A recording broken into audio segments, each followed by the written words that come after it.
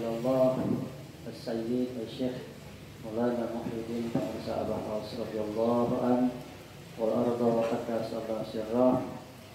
Teriring doa dari kita semuanya, semoga Bangsa Abah semakin oleh Allah dipausihan, diberikan panjang usia dunianya, semakin disempurnakan kesehatan jismaninya. Semoga kita bertambah limpahan berkah karomah untuk kita semuanya. Al-Fatihah.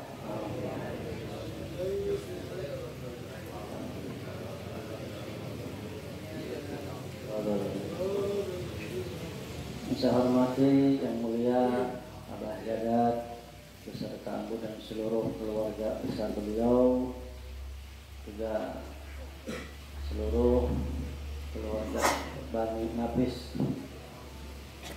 Alhamdulillah hari ini Abah Jagat telah berkumpul kembali dengan kita.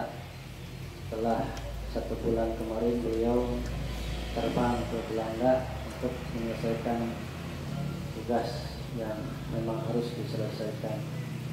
Semoga Abah Jagat khususnya dan seluruh keluarga semakin diberkahi Allah, semakin sukses segalanya, semuanya, selamanya.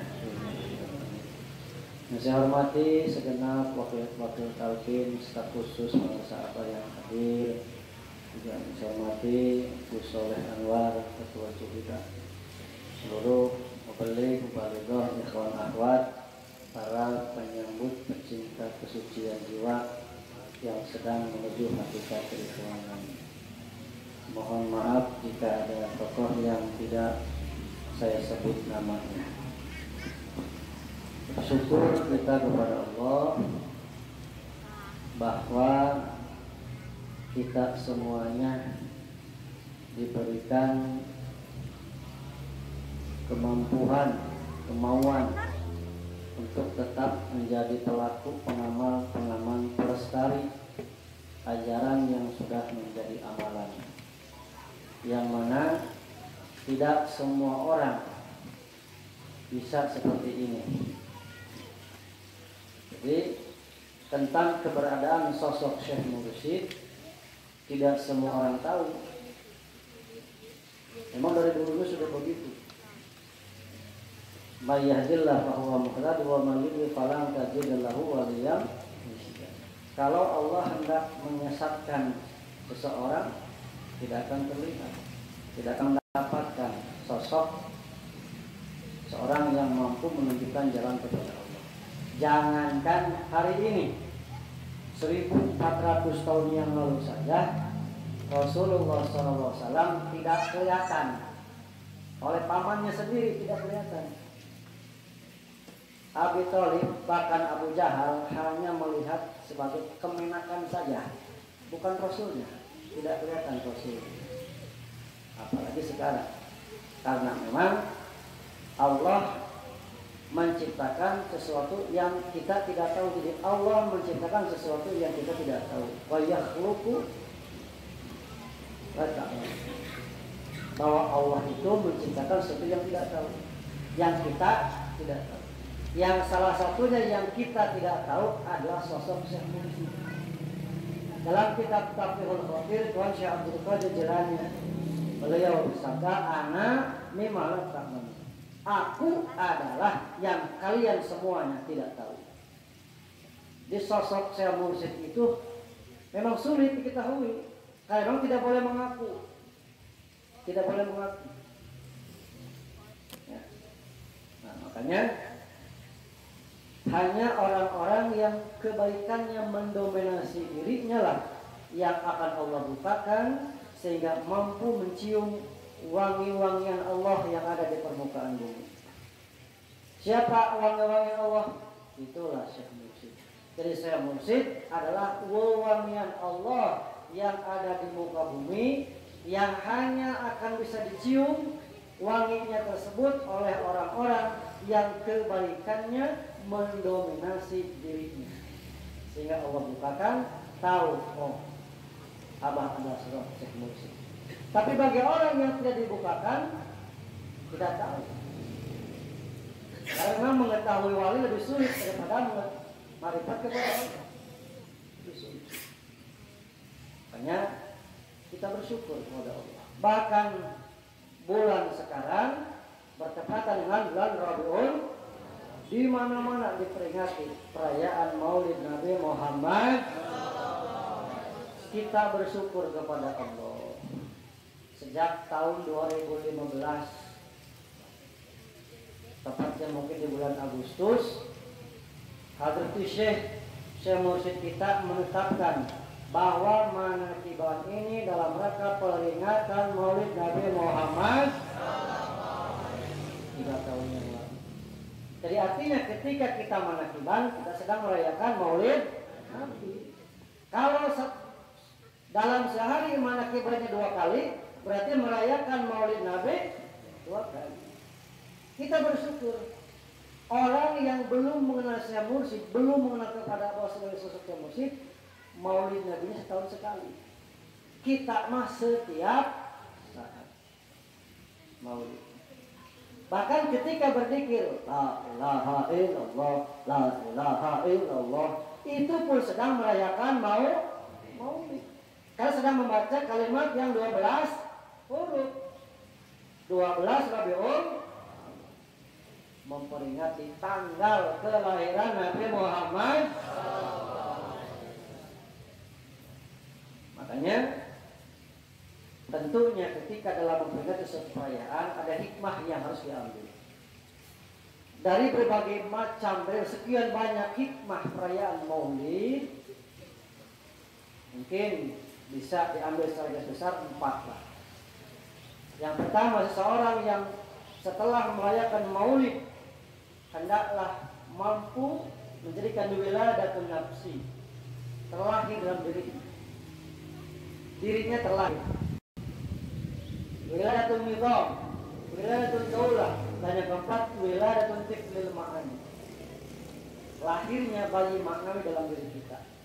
Maka tidak akan bisa seorang terlahir dirinya, terlahir tiflil ma'ani, bayi secara maknawi, anak ruhani, kecuali harus terlebih dahulu menerima talqin zikir dari Syekh Mursyid.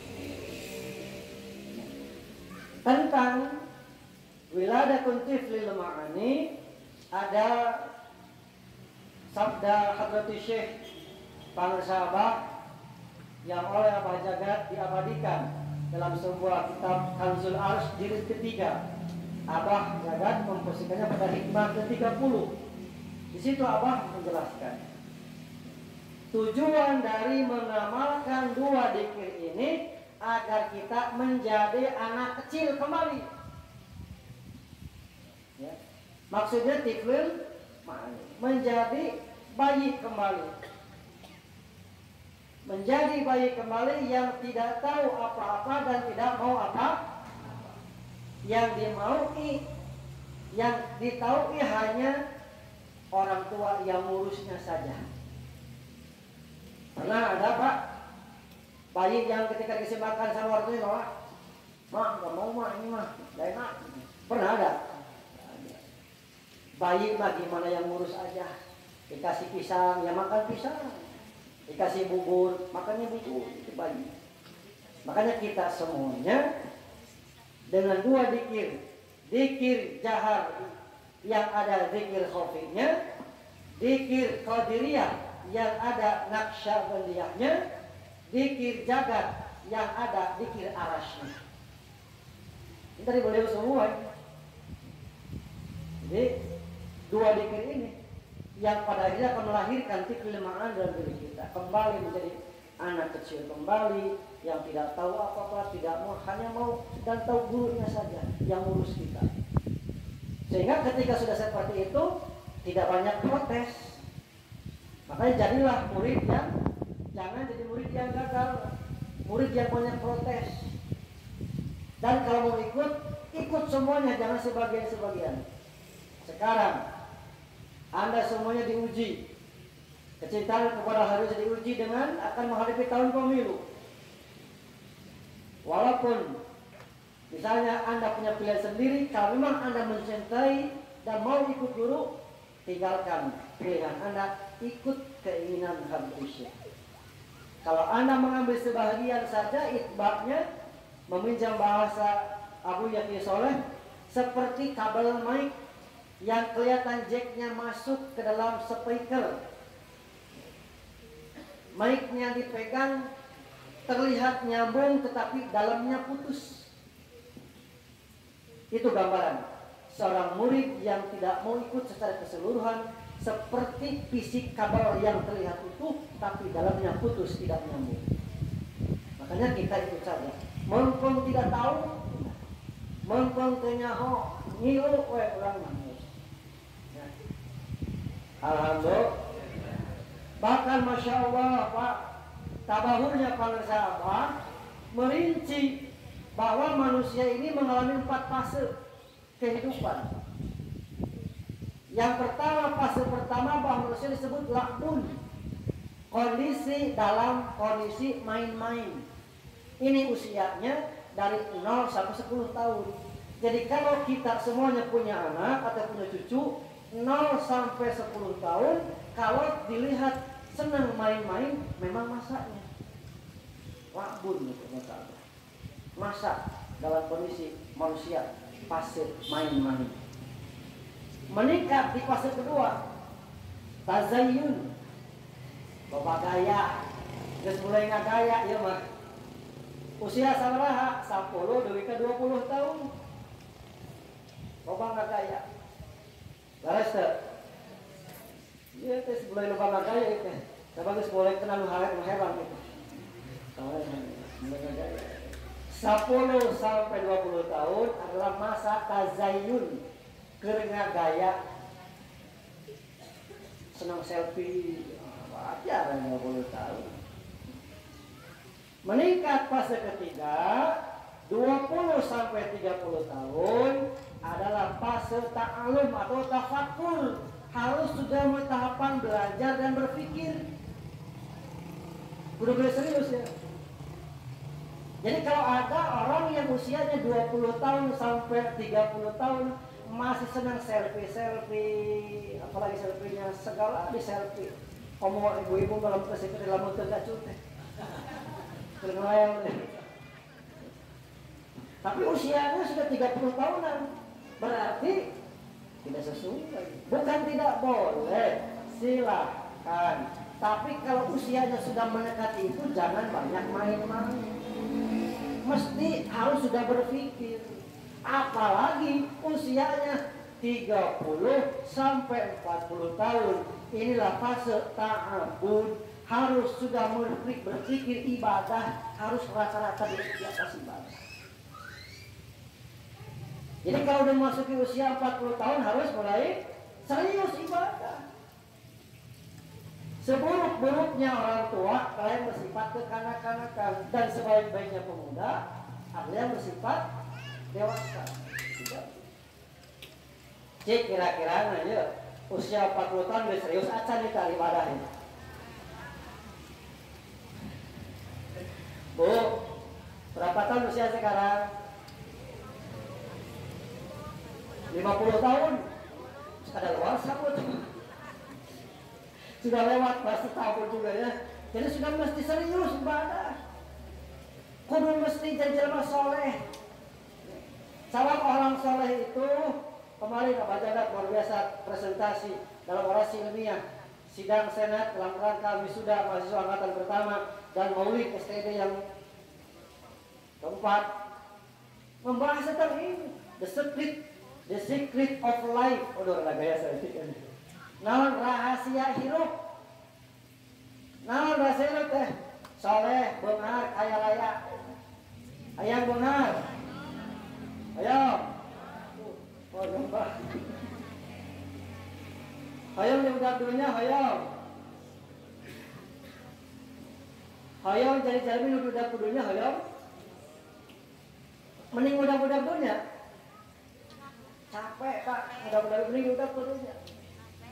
Bangga sahabat sosok contoh. Dunia mengejar kepada beliau. Maka bagaimana rumusnya? Jadikan harta kita, khodam kita, dan kita pelayan Allah. Wa anta khadimaka wa anta khadimul maula. Al-malu khadimaka wa anta khadimul maula. Jadi ternyata resepnya, jadikan diri kita orang soleh, urus takwa. Belum dikatakan soleh kalau masih mengamalkan yang wajib-wajib saja. Belum dikatakan soleh kalau belum mau mengamalkan kalimat soleh. La ilaha illallah. Kalimat soleh itu. Cuma ingat, zikir qadiriyahnya yang ada naksabandiyahnya. Bukan zikir yang hanya mulutnya saja, hatinya lupa, bukan. Ya. Jadi sebenarnya kita semua sudah diberikan untuk segala urusan oleh beliau Alhamdulillah. Tinggal maunya saja, tinggal mau, tinggal nurut sudah. Karena para sahabat sudah urus segalanya. Segala sesuatu yang di dalam sudah ada. Bahkan solusi dalam untuk menghadapi segala macam persoalan, segala permasalahan yang oleh para sahabat digambarkan seperti benang kusut, dikir solusinya. Dikir jahar yang ada dikir khafi. Makanya perhatikan ketika mulai berzikir, ketika mulai mengangkat la, itu mesti diperhatikan. Kalau dalam setara awal saja sudah lengah, sudah tidak terisi, kopinya sudah kabur kemana-mana, apalagi dikir yang banyak. Kalau yang 3 saja sudah lengah kita dikir. Makanya minimalnya kalau belum secara full dikir 165 dikir isi, maka yang 3 ini harus betul-betul diperhatikan. Ketika mengangkat ini dalamnya mesti dicek, dalamnya mesti serius ini, harus benar-benar diisi. Karena setar awal menentukan pemberangkatan selanjutnya. Kalau setar awalnya bagus, kesannya pasti bagus. Artinya terisi, tidak banyak lengah. Tetapi kalau setar awal saja sudah lengah, sudah kemana-mana, sudah keluyuran kemana-mana, apalagi nanti ketika dikir mencapai hitungan 165, bahkan 561. Makanya yang mesti diperhatikan. Jadi dikir yang akan mampu menyelesaikan berbagai macam persoalan, berbagai macam permasalahan adalah dikir lisan yang ada dikir kolbinya, dikir jahar yang ada dikir khafinya. Harus keduanya sinkron, sejalan. Karena dengan itu saja kita menghalangi, tidak dengan yang lain-lain. Makanya kita mesti bersyukur sepuluh langit sepuluh bumi sudah punya alatnya, tinggal maunya saja. Mau apa? Tahu sahabat, mau dunia dikir, mau urusan akhirat dikir, mau dua-duanya, dunianya ingin dapat, akhirat ingin dapat, dikir perbanyak. Ingin yang punya dunia, yang punya akhirat, dikir perbanyak.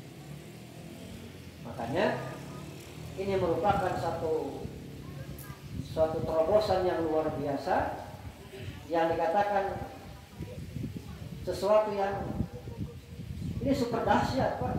Super dahsyat sebenarnya. Tinggal kita maunya saja. Apa-apa yang diberikan oleh para sahabat kita terima.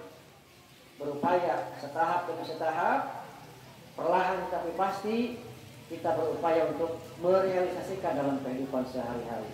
Walaupun mungkin kita yang murid jauh dari kata sempurna, tetapi minimalnya kita mendekati yang oleh Abah dikerjakan, kita tuh berupaya untuk mengerjakannya. Sehingga ketika seperti itulah yang dinamakan hakikatul mutaba'ah,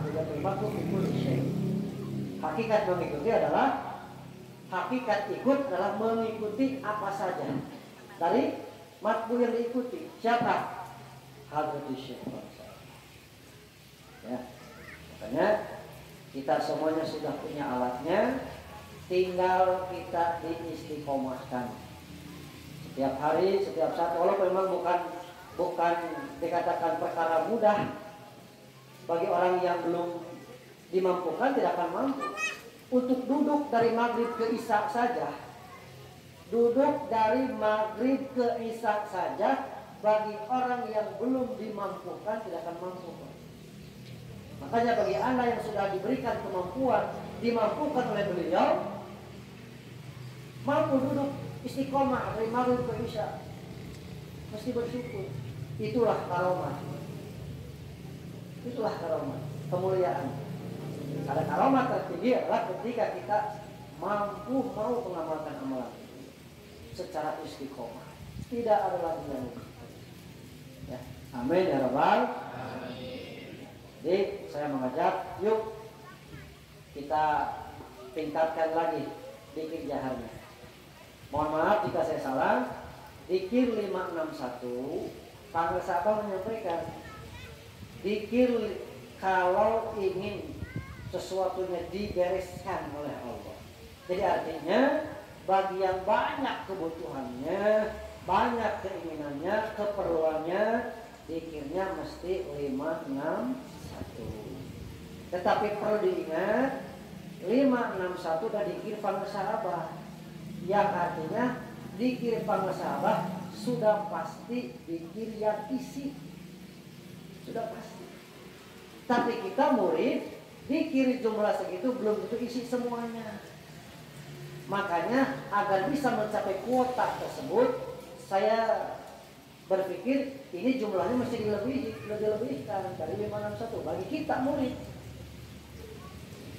Kalau tadi zikir 561, kita murid belum tentu zikirnya isi semuanya. Ada kalanya loncat-loncat.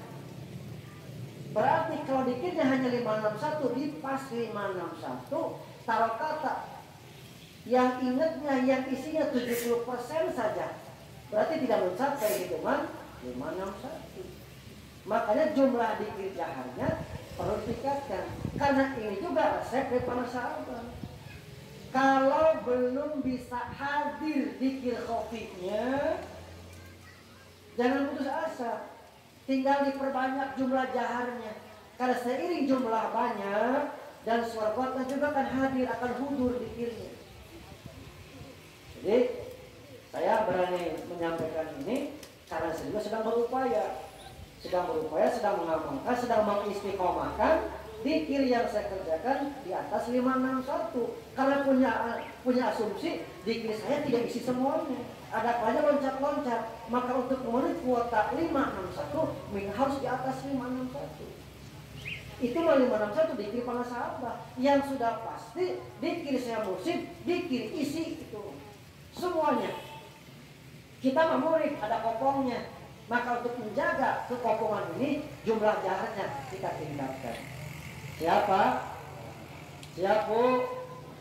kudusi ya, lamun hayang dicumponan, lamun hayang didengek. Karena ini sudah ketetapan beliau 561. Ini segitu 561 dikir apa ini? Dikir isi ini. Kita mah murid, masih loncat-loncat dikirnya. Siapa tahu cuma 50%. Kalau 561 dikirnya 50% berapa? Cuma 300-an berarti kita berinya. Kita tingkatkan jumlah zikir jaharnya. Karena seiring jumlah zikir jahar naik, banyak, suaranya semakin kuat, pasti akan menguatkan zikir khofi yang di dalam. Amin ya rabbal. Terima kasih. Mohon maaf. Assalamualaikum warahmatullahi wabarakatuh.